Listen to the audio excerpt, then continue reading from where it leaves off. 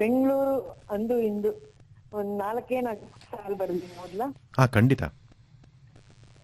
ಅಂದಿನ ಬೆಂಗಳೂರಿನಲ್ಲಿ ಮನೆ ಮನೆಗಳಲ್ಲಿ ಮೈಸೂರು ಮಲ್ಲಿಗೆ ಪರಿಮಳದ ಹಂದ. ಇಂದಿನ ಬೆಂಗಳೂರಿನಲ್ಲಿ ಕೇರಿ ಕೇರಿಯಲ್ಲೂ ಮಾಲುಗಳ ಭರ್ಜರಿ ಅಬ್ಬರ. ಅಗಲ ಬೀದಿಗಳಲ್ಲಿ ನೆರಳಿನ ಹಾದಿಗಳಲ್ಲಿ ಗಂಟೆಗಟ್ಟಲೆ ಹರಟುತ್ತಾ ನಡೆಯಬಹುದಿತ್ತು ಅಂದಿನ ಬೆಂಗಳೂರಿನಲ್ಲಿ. ಇಲ್ಲದ ಹಾದಿಗಳಲ್ಲಿ ಕಿಕ್ಕಿರಿದ ರಸ್ತೆಗಳಲ್ಲಿ ಹೊಗೆ ಕುಡಿದು ಭರ್ಜರಿ ಕಾರುಗಳಲ್ಲಿ ಕೂತು ಗಂಟೆಗಟ್ಟಲೆ ಟ್ರಾಫಿಕ್ ನಲ್ಲಿ ಕೊಳೆಯುವುದು ಇಂದಿನ ಬೆಂಗಳೂರು. ಅಂದಿನ ಬೆಂಗಳೂರಿನಲ್ಲಿ ಹಾಲಿನ ಗೌರಮ್ಮ, ಹೂವಿನ ಸುಬ್ಬಯ್ಯ, ಮೂಲೆ ಅಂಗಡಿಯ ಶೆಟ್ಟರೊಡನೆ ನಮ್ಮದು ಅನುದಿನದ ಸಂವಾದ.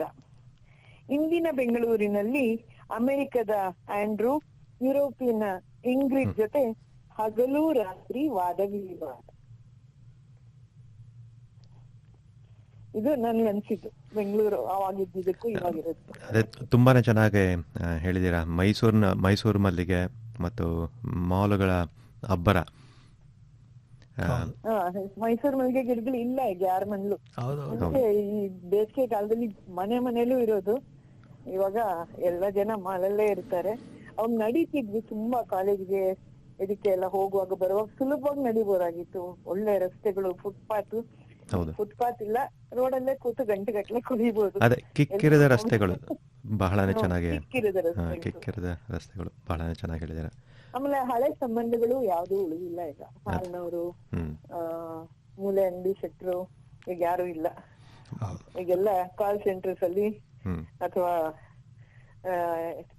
ದೊಡ್ಡ ಮಲ್ಟಿನ್ಯಾಷನಲ್ ಕಂಪನಿಗಳಲ್ಲಿ ಅವ್ರ ಜೊತೆ ವಾದ ವಿವಾದ ಅಷ್ಟೇ ನಮಗೆ ಉಳಿದಿರೋದು. ಮದುವೆ ಕರೆಯೋದು ಅಷ್ಟೇ ಬಹಳನೇ ಚೇಂಜ್ ಆಗ್ಬಿಡಿದೆ. ಈಗ ಬರೀ ಎಲ್ಲ ವಾಟ್ಸ್ಆಪ್ ಅಲ್ಲಿ PDF ಫೈಲ್ ಕಳಿಸ್ಬಿಡ್ತಾರೆ ಬನ್ನಿ ಅಂತ. ಕರಿಯಕ್ ಹೋಗ್ಬರೋಷ್ಟು ಮದ್ವೆನೇ ಟ್ರಾಫಿಕ್ ಗಲಾಟೆಲಿ ಕಷ್ಟ ಹೋಗ್ ಬರೋದು ತುಂಬಾ ಕಷ್ಟ ಆಗಿದೆ. ಅದೇ ಕಾಲಾಯ ತಸ್ಮೈ ನಮಃ ಬದಲಾಗ್ತಿದೆ. ಬಟ್ ನಮ್ ತನ ಬಿಟ್ಟು ಬದಲಾಗಿ ಅಂತ ಆಸೆ. ಅದೇ ನಮ್ಮ ನೆನಪುಗಳು, ನಮ್ಮ ಪಾಯಿಂಟ್ ಆಫ್ ವ್ಯೂ. ಸೊ ಧನ್ಯವಾದಗಳು ಶ್ರೀಮತಿ ಅನು ಶಿವರಾಮ್ ಅವರಿಗೆ. ಧನ್ಯವಾದಗಳು. Thank you. ನಮಸ್ಕಾರ.